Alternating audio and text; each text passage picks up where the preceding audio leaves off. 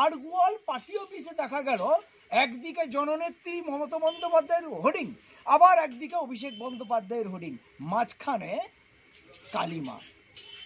এটা খুব তাৎপর্যপূর্ণ যে যেখানে অপরেশ সাঁতরা পুজো করছেন, তার কারণ যে এখানকার বিজেপিরা নাকি তৃণমূলের উপরে হারমাতগিরি করেছিল, সেই কারণে মানসিক করেছিলেন অপরেশ সাঁতরা যে এখানটায় কালী পুজো করবেন দীর্ঘ বছর, তিনি যতদিন রাজনীতিতে থাকবেন।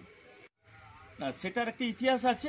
2020 17ই ডিসেম্বর এই এলাকায় এই যে পার্টি অফিস, এই কার্যালয় দেখছেন, এই কার্যালয়ে অগ্নিসংযোগ, লুটতরাজ, 12টি কর্মীর বাড়ি লুট করা হয়েছিল, এলাকার মায়েদের সম্ভ্রম নষ্ট করা হয়েছিল, একের পর এক পার্টি অফিস ধ্বংস করে দেওয়া হয়েছে।